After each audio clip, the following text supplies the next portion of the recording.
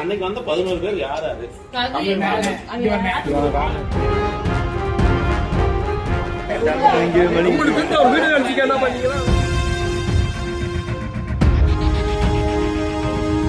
ஆறு மாதத்துக்கு முன்னாடி என் மகனை இந்த கவிராஜ் மகளும் லவ் பண்ணி போயிட்டாங்க.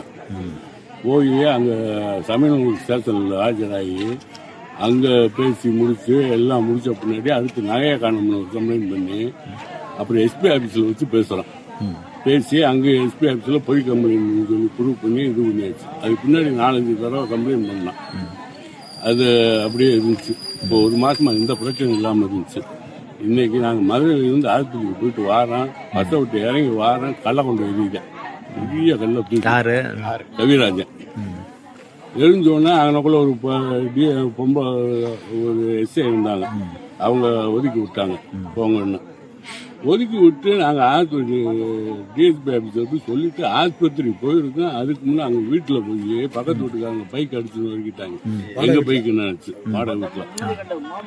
அதுக்கு அடுத்த 5வது நிமிஷம் இங்கே வந்து கீழே வச்சு விட்டாங்க. கவிராஜ் மகன் எங்கிட்ட வந்திருக்கேன். கவி, சாந்தகுமார் எல்லாம் அந்த குரூப்பு பூராமே அந்த சந்துவலி வந்து வச்சிருக்காங்க. என் பிள்ளைய பேரம்பேத்தி மக யாரும் வீட்டில் இல்லை. இருந்திருந்தா ஒரு ஆள் கூட உயிரோடு இருந்திருக்க முடியாது. வீடே எரிஞ்சு சென்ட்ரிங்கெல்லாம் கீழே விழுகிற ஸ்டேஜில் இருக்கு. ரொம்ப கொடூரமாக நகை 15 நகை எரிஞ்சு சாம்பலா போச்சு. பணம் 2 லட்ச ரூபா வாங்கி வச்சுருந்தோம்ன்றாங்க. அதெல்லாம் என்ன ஆச்சுன்னு தெரியும். போலீஸில் கம்ப்ளைண்ட் கொடுத்துருக்கீங்கண்ணே? போலீஸில் கம்ப்ளைண்ட் பண்ணிருக்கு. டிஎஸ்பி வந்தாரு, இன்ஸ்பெக்டர் வந்திருக்காரு, போலீஸ்காரங்க, தீயணைப்புத்துறை அவங்க பூரா வந்து ஃபயர் சர்வீஸ் வந்து 1/2 மணி நேரமாக அமர்த்திருக்காங்க. அமர்த்திட்டு இப்போ அந்த அளவில் இருக்கு. பெட்ரோல் வெடி உண்டு. மயம் யாரும் கம்ப்ளைண்ட் கொடுத்துருக்கீங்களா? யார் மேலேயும் யார் கம்ப்ளைண்ட் கொடுத்துருக்கீங்க? இப்போ